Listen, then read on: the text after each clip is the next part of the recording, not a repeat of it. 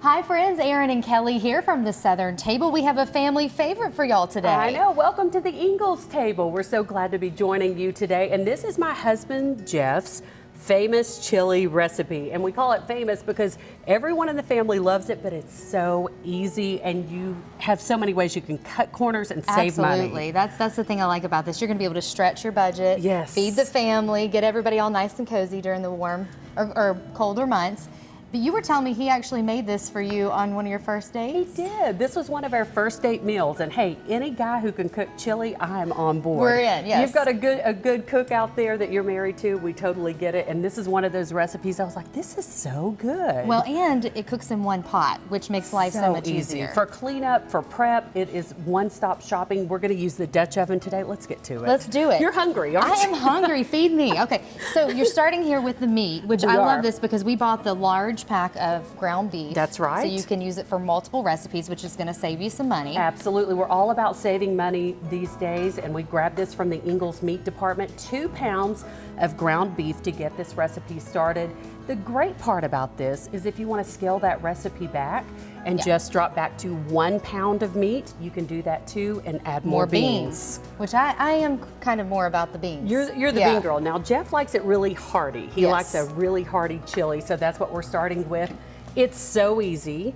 And another great way to save money, we're gonna let our meat start browning there. I love this idea. While it's browning, we are gonna throw in frozen veggies. That's right. Just dump it in. Laura Lynn frozen onions.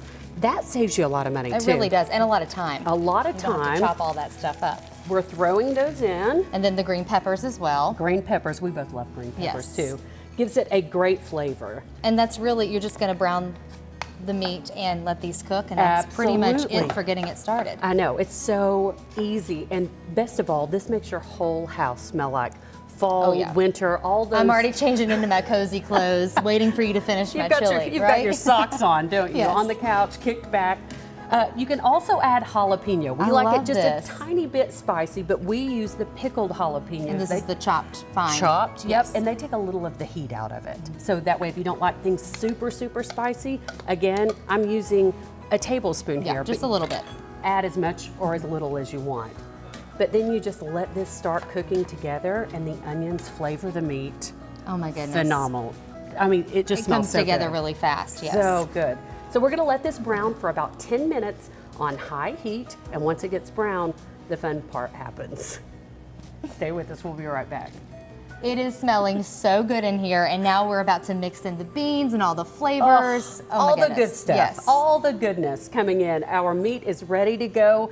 This is the easy part, and what we mentioned earlier that we love about this recipe, it's all in one pot. So easy for cleanup. You don't even have to drain the beans, y'all. You don't. It's that easy. It just adds that yummy goodness that we all love. Okay, you gotta have some kidney beans. Yes, speaking of the beans, here we go. And we got the Laura Lynn brand kidney beans. We're using the light kidney beans as well as the dark. Look at me cleaning up as we go. I know, what a great helper.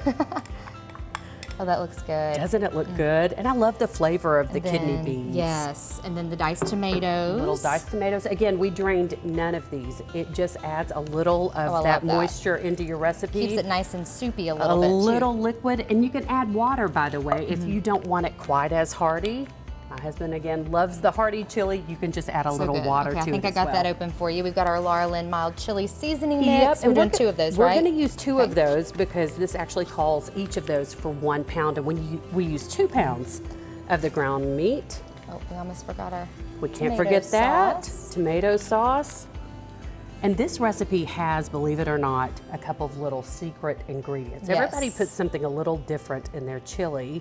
And I love this, a little cinnamon sugar. I know it sounds bizarre, but it kind of gives you that sweet with your heat from the chili.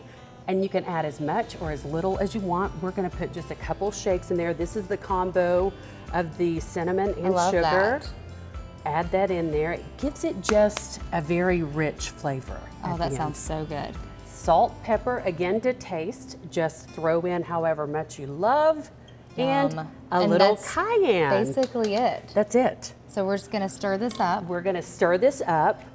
And this is one of those recipes, I say up to 30 minutes, at least 30 minutes of cook time.